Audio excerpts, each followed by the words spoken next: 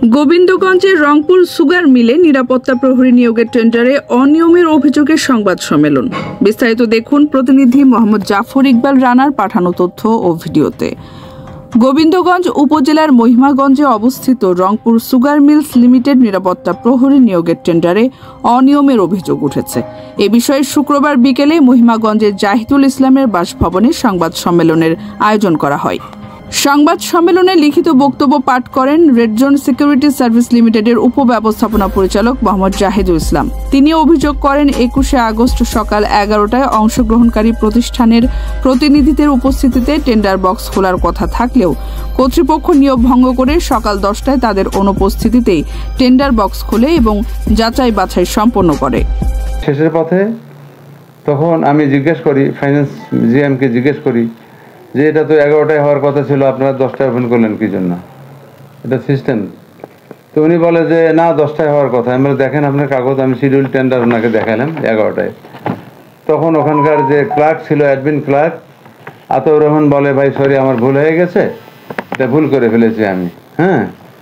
তো তারপর আমি ওখান থেকে আমি সম্মানিত সুগার মিলের এমডি মহোদয়ের কাছে আমি যাই ওনাকে এটা কমপ্লেন করি।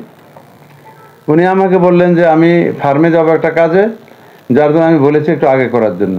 আমি ফাইন, আগে করবেন ঠিক আছে, কিন্তু আমাকে তো অবগত করার কথা ছিল। আপনি 11টা টেন্ডারের টাইম ছিল, কেন আমি তো জানি 10টায়। আমি 11টায়, আপনি টেন্ডার দেখেন, শিডিউলে দেখেন টাইম।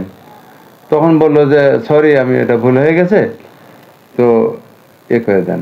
তখন আমি বললাম যে আমি তাহলে নিয়োগ যারা আমরা করেছি আমরা শিডিউল দেখবো, আমার তো দেখার অধিকার আছে। আমার সন্দেহ হয় যে শিডিউলে অবশ্যই 2 নম্বরে হয়েছে। তখন আমি ওখানে যারা ছিলেন ওখানে কর্মকর্তা, যারা শিডিউল টেন্ডার ওপেন করার জায়গায় ছিলেন, তাদেরকে আমি বললাম যে আমাকে শিডিউল আমাকে দেখান, আমি রেট দিয়েছি এত এবং সেখানে আপনারা কারে কী করছেন আমি দেখতে চাই। তখন ওনারা আমাকে শিডিউল দেখান না, বলে যে না এইচডি করার পরে আমি শনিবার আপনি দেখতে পারবেন। আমি 1000 চেষ্টা করেও আমি পারি নাই শিডিউল দেখার জন্য। আমার সন্দেহ তারা ব্ল্যাঙ্ক শিডিউলে তারা আমার শিডিউল দেখে তারা ফিল আপ করে দিয়েছে। আমি যাই কিছু বুঝতে পেরেছি, তো বিষয়টা তো অন্যায়। আমি একটা কোম্পানি প্রতিনিধি, আমার অবর্তমানে সময়ের আগে টেন্ডার ওপেন করবে, এটা তো নিয়মের বহির্ভূত। তো আমি যার জন্য সংবাদ সম্মেলন করেছি বিভিন্ন টিভি চ্যানেল সাংবাদিক ভাইদের কাছে, তো আমি এটা জোর আপত্তি জানাই। তিনি আরো বলেন এটি নিয়ম বহির্ভূত কাজ, চিনিকল কর্তৃপক্ষ নির্দিষ্ট প্রতিষ্ঠানকে সুবিধা দেওয়ার জন্যই এমন অনিয়ম করেছে। এ বিষয়ে আজকে এই সংবাদ সম্মেলনের উদ্দেশ্য আমার যে আমি পাবো না পাবো সেটা পরের কথা, কিন্তু এই ধরনের অনিয়ম যেন আর হতে না পারে। আমাদের সুগার মিলে বিভিন্ন অনিয়ম কারচুপি হয়, যারা প্রশাসনে আছেন তাদের মাধ্যমে বিষয়গুলো হয়ে থাকে।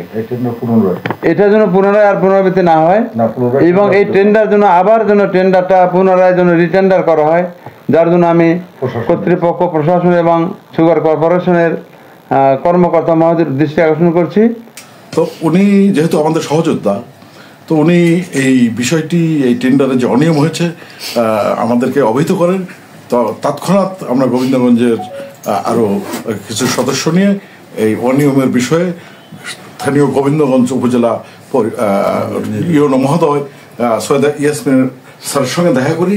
মৌখিক এবং একটা লিখিত অভিযোগ জাহিদ ভাই ওখানে পেশ করেছেন। এই সময় তিনি অনিয়মিত এই টেন্ডার কার্যক্রম বাতিল করে পুনরায় নতুন করে দরপত্র আহ্বানের দাবি জানান। পাশাপাশি তিনি গোবিন্দগঞ্জ উপজেলা নির্বাহী অফিসার বরাবর লিখিত অভিযোগ দাখিল করেছেন বলে জানান।